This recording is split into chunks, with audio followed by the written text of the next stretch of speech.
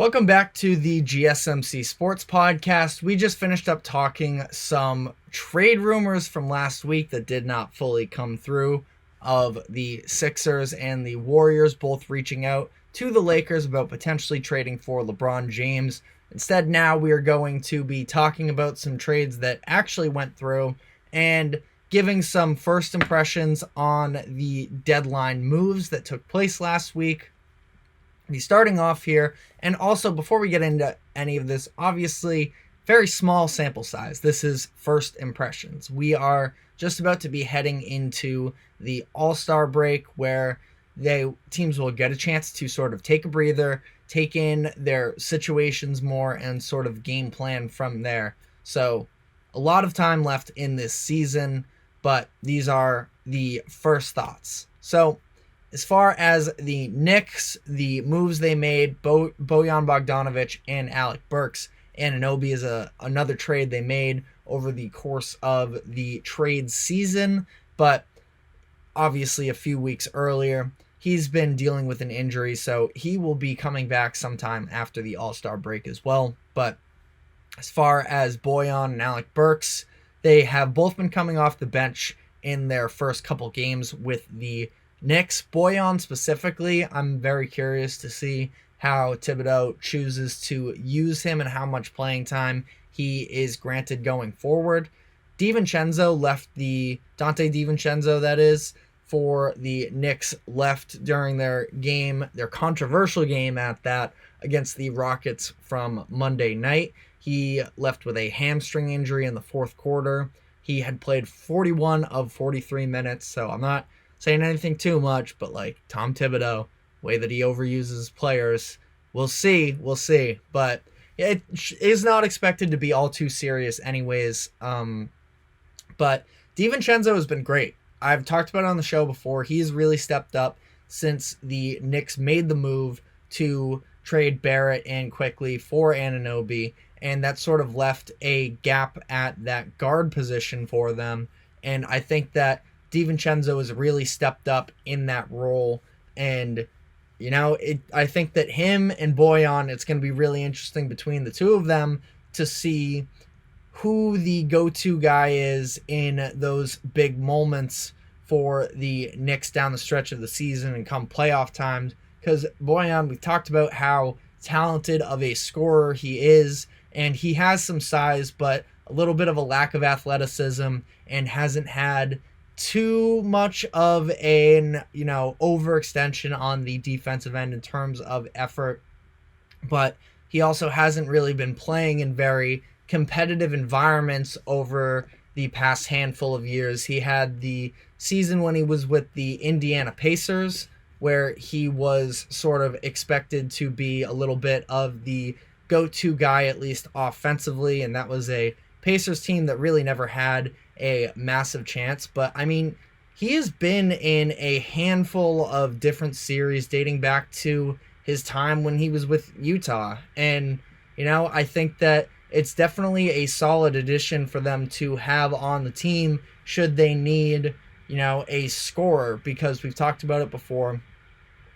They are very offensively, and granted, DiVincenzo has been great for them as well as of late, but historically with this core, they have been very reliant on Brunson and Randall, which is fair. I mean, they're your two best players. Obviously, you're going to be reliant on them in some degree, but having options in Bogdanovic, but also Alec Burks is a fine, bench scorer as well. He came in after DiVincenzo went down in that Houston game, and he made a couple assists. He hit a couple shots.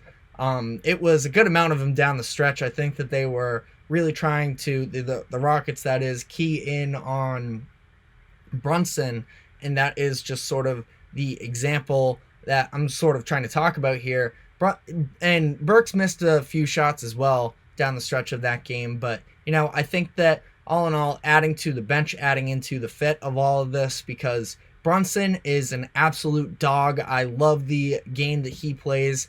Julius Randle, on the other hand, who's currently dealing with an injury, he'll be back after the All-Star break, but I'm not the biggest Julius Randle guy. I mean, there are times where with his size, I know this is a crazy statement, but like there are times, at least in the mid-range game and the pull-ups and all of that, he can look like a very light version, but little bit of shades of Kevin Durant, just the way that he pulls up over defenders and he uses his size. And at times he can actually play very smart. But then the unfortunate part of Randall is the lack of effort is definitely not consistent. You see him physically pouting on the court a lot. That affects his defensive effort, and sometimes he sort of tunes out if it's not his turn on offense really to be the guy. I mean, most of the time he's just demanding for a post up anyways. I just, I don't think he's the best team player, but there's obviously so much talent there. And all that being said, I know he was dealing with an injury last year, but I just don't feel like you can always rely on Randall through a month plus of the most intense basketball of the season come playoff time. So I think that adding to the depth of your team in any way possible is a benefit. Overall, I don't think that Bojan or Alec Burks are going to be the true difference maker. I think that their success is really going to lie with Randall being able to be consistent, Anunoby when he comes back, and, the defense of this team carrying the way, which is why adding a couple, like Quickly was a guy where if he came out and scored 20 plus, 25 plus, maybe even 30 out of nowhere, you wouldn't be shocked. But it was not expected, not needed to win. But anytime that the Knicks were able to get that, it was a huge plus. I don't think that necessarily these other guys are quite to that level of the six man that Quickly was, but I also think that it was the right decision to make that move and making these supplemental moves as well, especially given the lack of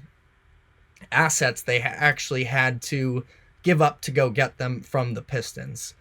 Next move I wanted to talk about, sort of talked about it, previewed it, at least alluded to it in the last segment, was Buddy Hield to the 76ers. Again, was a little bit in a weird position with the 76ers. Should they make a move? Should they not make a move? What should their deal be? I thought that this was the perfect level of you're not necessarily sacrificing all too much to go get this guy. Some second rounders, some expiring contracts. Buddy Hield is an expiring contract, but one that it is much more realistic that the 76ers could see themselves signing to more of a long-term deal going forward. And he's come out blazing for the 76ers through the first few games, I should say. 3 of them, that is. He has had a very much increased role from his time with the Pacers, and his time with the Pacers was solid, but it always seemed like he wanted more, and the Pacers were a little more focused on their youth movement, and they saw Hield as a nice piece. Hield saw himself as a little bit more of a centerpiece, and now he has been starting through his first 3 games in Philadelphia, and as I mentioned, this is a very small sample size, but he has really been firing on offense. He has increased his points per game. I'm going to say the sample size thing one more time and then move on, but he has increased his points per game from 12 to 22.3 between this season with the Pacers and then the 76ers. His efficiency has jumped up. He seems to be more into it. He seems happy to sort of be in a place where he is more appreciated in terms of the team sense. And during the Sixers game on Monday against the Cleveland Cavaliers, where they came in as 10-point underdogs, they had really been struggling for a good amount of time there. They went through a stretch where they had won 1 of 8 or 1 of 9 games, picked up a close game against the Wizards, but it's the Wizards, so not too much stock to put in there. But the Cavs have been red hot, 116 of 17, and the Sixers go in there and pull off the upset. And Buddy Hield was huge in this game for them. He scored 24 points, had 8 assists, and he had a couple big threes down the stretch. His presence on the court was definitely felt, and the Sixers almost unraveled at the end of that game when Donovan Mitchell got Buddy Hield to foul out. And then it was, that was in like the last minute or so. And then the Philly offense really gummed up, which is sort of exactly the example of why the 76ers went to add him, because the biggest thing with them in this period where Joel Embiid isn't going to be there is they needed to add scoring. And their offense was really struggling for a while there. Buddy Hield adds the spacing and a little bit of the reliability. He is just about the best three. I mean, obviously Curry, but he is up on that upper echelon of three-point shooters in the league. I caught myself there. But, all in all, I think that this actually ended up being a very good addition for Philly. I know that a lot of people were not happy with the way that they went about the trade deadline, but I think that this was a solid move. I don't fully understand the Springer trade, but I understand there was a little bit of contract flexibility in that deal. But, all in all, I think that Buddy Hield was a very good addition. He's somebody that I could see helping to contribute in this period without Joel Embiid now during the stretch of the regular season. And I could also see him fitting in pretty well once Embiid comes back, and even in the upcoming seasons if they choose to hold on to him, playing somewhat of a little bit of a Seth Curry role. I don't know if he can do quite as much with the ball in his hands in terms of creation. I mean, that Seth Curry couple seasons that he was with Embiid were really special in my opinion.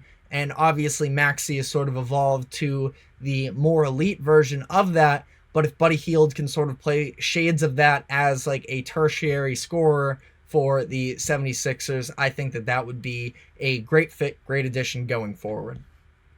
Next team I wanted to talk about was the Dallas Mavericks. This is one that I've sort of been talking about a lot as of late. They trade for Daniel Gafford and PJ Washington, and you give up a good amount of picks to make this happen. In the last segment I was talking about, weird situation where you sort of already put yourself in a bad position with the trade for Kyrie Irving last year, not really making any other moves around it. You trade your best wing defenders and your forwards all to get this guy, and obviously they fall outside of even the play-in tournament last year, partially because they were going a little bit of tank mode there, but they get into the lottery and they end up getting Derek Lively, who could be a very big piece to their team this season. And I mean, he's been great when he's been playing for them. And now you add a little bit of extra reinforcements here with Gafford and PJ to, are you going to win the finals? I don't totally know, but I think that they are sort of at least a level above. They were mediocre last year, and I don't feel that way anymore. I do think that they are a legit good team, but I have concerns with their defense. But sort of talking about at least the Gafford and PJ Washington impressions here, Gafford has been incredible. I love the fit when they made the trade, and I love what I have seen so far. He and PJ both started the Mavericks last game this past weekend against this was Monday? It was Monday. Against the Wizards, where this is Gafford's former team. They both get the start, and Gafford really showed out. 16 points, 17 rebounds, 5 blocks. PJ's been a little less hot to start, but sticking with the positives here, at least, for Daniel Gafford. We talked about the lob threat, the rim runner that he is. He has shot above, this is actually a career low right now that he's shooting at the rim, 75%. Every other year he's been in the 90th percentile plus as far as big man. He's been over 80%. I think he was 82% last year. So he's been incredible as a rim runner, lob threat, all of that. I think that he sort of helps play the style of offense that they are looking for. I think the two-man game between him and Luka and him and Kyrie is going to be really dangerous. And I think that especially, too, with this little 1-2 punch of once they get Derek Lively back from injury, that's going to be a ton of fun to watch as well. Lively is over 80% at the rim, I believe. Or he's 79% at the rim. So 94th percentile there. He's another great option. And just, a duo there that's really going to keep defenses on their heels, going to force them to sag off, give Kyrie and Luka, I think, a little bit more space on the perimeter, or they're going to gamble to help up at the top, and you're going to get these incredible athletic threats on the inside with open looks. So I think that, Gafford with the, game of Derek Lively as well is going to really put defenses in a tough position. Now, PJ Washington, I talked about it before. I was kind of hoping they would go after a more traditional wing where, I don't think Washington's a tremendous defender. We've seen his shooting splits fall season by season pretty much. He's down to 32% from three-point land this year. So not great. And, it's still very early. He's not having a very terrific start to his Dallas time. We'll see how he sort of settles into the move as time goes on here. But I'm not quite as high on that move as of yet. Final thoughts here before we get into our final break. I liked the Hornets. I liked what they did. I liked choosing a direction to sort of just bottom out, understand the situation that you're in. You are a bad team, go with it. And they end up getting a few guys that have been playing pretty well for them. Grant Williams, hometown kid from North Carolina, obviously disappointing year on the Mavs, but he has some sort of value, I think. I mean, he was a glue guy on the Celtics. I know it didn't work out in Dallas, but I think that different play styles between the very ISO-heavy Mavericks and the Celtics sort of offensive scheme that they run. And then so he's been fine. He had a 16-point game the other day. Trey Mann, I think, is a very nice young player. They got him from the Thunder in the Gordon Hayward trade, where Trey Mann just couldn't really crack the rotation with this very talented, very deep, very young Thunder core. And I think that he could end up being a very solid player on the Hornets. They get Vasilija Micic also in that Gordon Hayward deal, where, he's a NBA rookie. I believe this is his first year, but he played some years overseas, and he's fine. Yeah, this is his rookie year in the NBA technically, but he is 30, so it's not like he's any sort of a young piece like that, but brings a little bit of veteran leadership, I guess, can sort of just help put guys in the right position. He's a very traditional playmaker, so I don't hate that addition. And then Seth Curry has been really good. I just talked about him with the Sixers. I mean, I've never really understood why Seth Curry isn't more effective than he is, because I think he's a very good scorer. I think he's very talented, maybe a little bit undersized as far as defense and all of that, but I think he can play make some as well.